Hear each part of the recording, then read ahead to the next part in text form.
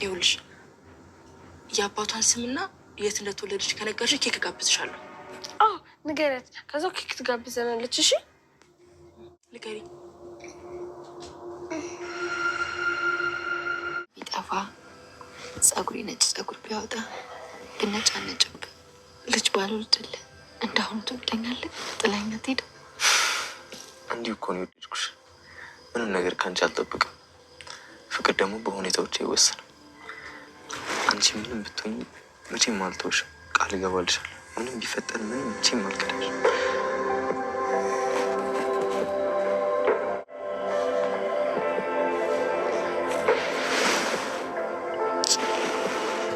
እንዴት እንደሚያምር!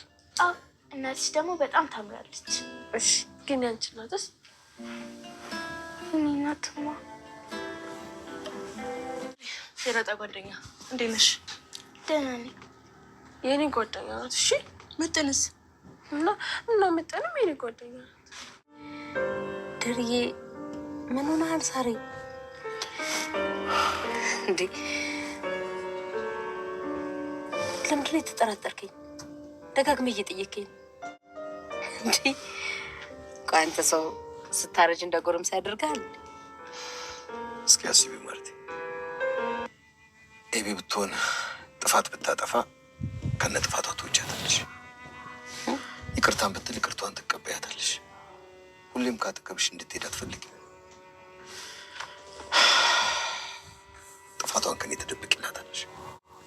እውነት እኔስ እንደዛ ባደርግ ይቅርታ ታደርግልኛለሽ?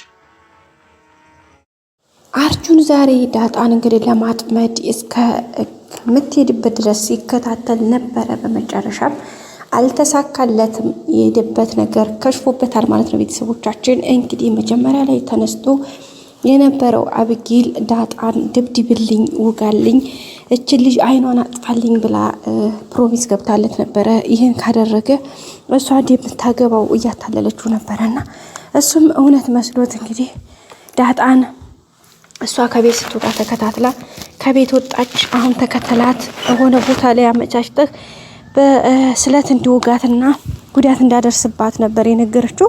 እሱም እንግዲህ አንቺን ካገኘሁኝ የማላደርገው ነገር የለም በማለት እንግዲህ ዳጣን ሲከታተላት ነበረ። ምቹ ቦታ ፈልጎ እሷን ላይ ጥቃት ለማድረስ እያመቻቸ ነበረ። በመጨረሻም እንግዲህ ተከታትሎ የሆነ ቦታ ላይ ሲደርስ ዳጣ አጋጣሚ ነቅታበት ነበረ። ነቅታበት እንግዲህ ዙራ ምን ሆነህ ነው ስትለው እሱም በጣም ነበር የደነገጠው።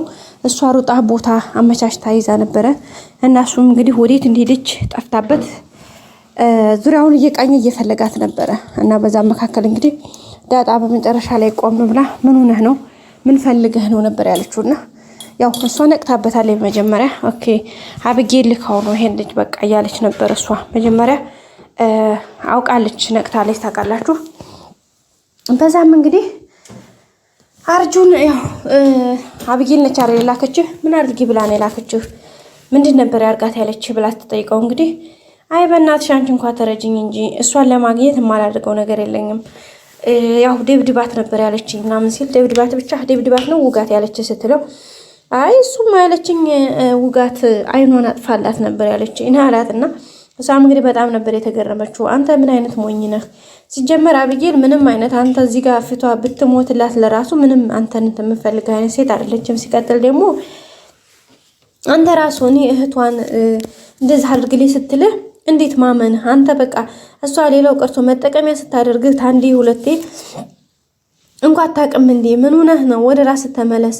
እሷ እንዳጣሁ ሞታለሁኝ ሲላት ነበረ። እንዴ ብትሞት ይሻልሃል። በቃ አባብጌል ያልሆነ ነገር አድርገህ ሌላ መዘዝ ከምታመጣ ብትሞት ይሻልሃል። አሁን ደውዬ ቆይ ለፖሊስ ደውዬ ላስይዝህ ምን ይሻልሃል? አባቴን ታውቃለህ አይደለ? ለአባቴ ደውዬ ልናገር ስትለው ነበርና አረ በእናትሽ አሁን ላይ ማመንሽ ተይዤ ፖሊስ ከተያዝኩኝ በዚህ አይነት ሪስክ መልሽ ከተጠረጠርኩኝ እናቴ ማህተሜን በጥሼ እረግምሃለሁ ብላኛለች እና እባክሽ ያላት ነበርና እና ታዲያ ይሄን ካለች ታዲያ ምን ያጃጅልሃል? ወደ ራስ ተመለስ፣ አርፈህ ተቀመጥ፣ ነግሬሃለሁኝ እያለችው ነበር። እሱም እንግዲህ እስኪ ባይሆን እስኪ በቃ የቁስል ፕላስተር ምናምን ለጣጥፍና ደበደበኝ ብለሽ ለአብጌል ንገሪልኝ እያላት ነበር ማለት ነው።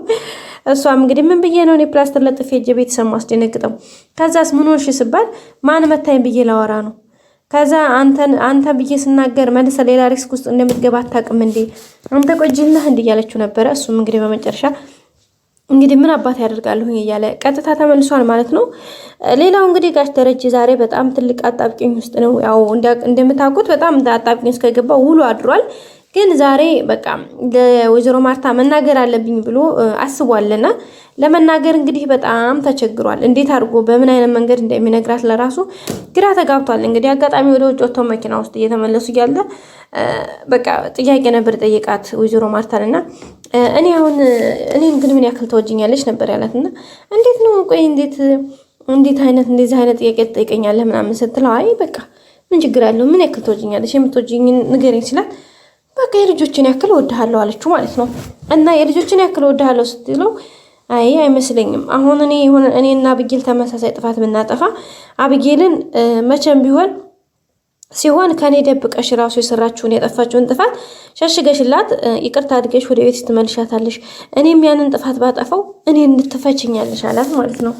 እና እውነት የልጆችሽን ያክል ልጅ ማለት እኮ አካልሽ ነው ምናምን እያላት ነበርና እንግዲህ ወይዘሮ ማርታም እንዴ ደሬ ቆይ በምን አይነት ሀሳብ አስበው ነው እንዴት አንተ ማለት እኮ ክብሬ ሞገሴ በቃ ልጆችን የሰጠኸኝ እኮ አንተ ነህ። ስለዚህ አንተን እንዴት እንደዛ ላደርግ እችላለሁኝ? ተው እንጂ ደሬ ሲቆይ አሁን አንተ በስተርጅና ጎረምሳ ጫወተህ እንዴ ምንድን ነው ምናምን እያለችው ነበርና እንግዲህ ጋሽ ደረጀም ያው በድንጋጤም በጭንቀት ውስጥም ሆኖ እንግዲህ አንዳንድ ነገሮች እያወራ ነበረ። በቃ እሷም እንግዲህ ያው ይሄንን ብላ በቃ አንባዋ ነበር የተናነቃትና በቃ እሺ ይቅርታ እንደዚህ እንድትሆኝ አይደለም ግን ያው አንዳንድ ነገሮች ልጠይቅሽ ብዬ ነው እያላት ነበረ። እኔ በምንም ሁኔታ ውስጥ ቢሆን አንተ ተሁሉም ትቀድማለህ እኮ ተው እንጂ ደሬ በቃ ብዙ ነገሮችን እያለችው ነበረ። እንግዲህ ጋሽ ደረጀም በቃ እሺ ብሎ እንግዲህ ወደ ራሱ ተመልሷል ማለት ነው። ያ ወይዘሮ ማርታ እንግዲህ መጀመሪያ እንዴት ብሎ መናገር እንዳለበት ነው አሁን የተቸገረው ማለት የሆነ ነገር ስነግራት ትደነግጣለች ብሎ ስለሚያስብ ማለት ነው። ለዛ ነው እንጂ ያው ሌላ ነገር እንትን ብሎ አይደለም። ወይዘሮ ማርታ በእርግጠኝነት ትረዳዋለች። ግን ደግሞ ነገሩ ብዙ ጥያቄ ያመጣል። እንደተባለው ብዙ ጥያቄዎችን ያመጣል። ከጥያቄዎችም ዋናዎቹ ዳጣ ልጄ ናት ብሎ ሲነግራት እናቷ ማነች የሚለው ጥያቄ ይመጣል። እናትየዋን ደግሞ ሰላም ናት ሲል ሌላ ጥያቄ ይመጣል። ሰላም እንግዲህ በቤታቸው 20 ዓመት የተቀመጠች ሴት ነች። ያንን 20 ዓመት ሙሉ በቃ ከሷ ጋር ነበርክ ማለት ነው የሚለው ነገር አለ። ሁለተኛ ያረገዘችው ልጅ የሰላም ልጅ አለ። አዎ የደረጀ ልጅ ነው፣ ግን ደረጀ ራሱ የልጅቱ ልጅ መሆኑን አያውቅም። እና በእነዚህ ምክንያቶች ነገሮች ተደራርበው በጣም ከፍተኛ ችግር ውስጥ ያመጣል ማለት ነው። እንግዲህ እሱን ፍራቻ ደረጀን በዛ እያለ ነው የሚገኘው። እንግዲህ በቅርቡ በሆነ ነገር ብቻ በሆነ ምክንያት ነገሩ እንደሚፈነዳ አንጠራጠርም። ሌላው እንግዲህ ውሃ ጓደኛዋ ያው ምጥን ወደ ገጠር ሄዳ ነበረ። ተመልሳ ዛሬ መታላታለች። በጣም ደስ ብሏታል። እሷ ብቻ ሳይሆን እንግዲህ ዛሬ ወደ ድራማው ምሳሌ ተቀላቅላለች እና እንግዲህ ምሳሌም እዚህ ድራማ ውስጥ በመምጣቷ በጣም ደስ ብሎናል። የነ ውሃ ጓደኛ ሆናለች ማለት ነው። ግን ከመምጣቷ ጥያቄዎችም እየተነባበሩባት ነው። በተለይ አብጌል እንግዲህ ስለ ዳጣ ያው የምታጠራቸው መረጃዎች ብዙ ነገሮች እየሞከረች ለዛም እንግዲህ ተጠቅመኛለች ብላ ውሃን እንግዲህ ውሃዬ እናንተ ቤት ዳጣ ከመጀመሩ ነበር የመጣችው ማነው ይቅርታ ምሳሌዬ ይሄን ተነገርሽኝ አባቷ የዳጣ አባት ማን ነው ይሄን ተነገርሽኝ እኔ ብር ማነው ኬክ ጋብዝሻለሁኝ እያለቻት ነው የምትገኘው። ምሳሌ በነገራችን ላይ ነቄ ነች። መጀመሪያ ጥያቄዎችን ደጋግማ ስትጠይቃት አልገባኝም እያለቻት ነበርና ደጋግማ አልገባኝም ስትላት በኋላ እንደገና ያው አሁን አንቺ ለምሳሌ አሁን የ5ኛ ክፍል ተማሪ ነሽ የ4ኛ ክፍል ተማሪ እንደነበርሽ የት ነበር ዳጣ እናንተ ጋር ነበር ስትላት አዎ እኛ ጋር ነበረች ብላታለች። ኦኬ ይሄ ራሱ አንድ ትልቅ መረጃ ነው። እሺ አባቷን ንገሪኝ። እሺ ማን ነው አባቷ? የዳጣ አባቷን ታውቂዋለሽ ብላ ነበር ጠይቀቻት። ውሃም እንግዲህ እያለች ነው ምሳሌ ማለት ነው። ማለት በእርግጠኝነት ወይ ሀሳቧን ትቀይራለች ወይ ደግሞ ዳጣ ትደርሳለች ወይ የሆነ ሰው ስለሚደርስ እዚህ ጋር ወሬው እዚህ ጋር ይቆማል ብዬ ተስፋ አደርጋለሁ ቤተሰቦቻችን። እና የዛሬው ቪዲዮ ይሄን ይመስል ነበረ። በቀጣይ በአዲስ እስከምንገናኝ ሰብስክራይብ፣ ላይክ ማድረጋችሁ አትርሱ። መልካም ጊዜ በያላችሁበት። ባይ ባይ ቤተሰቦቼ።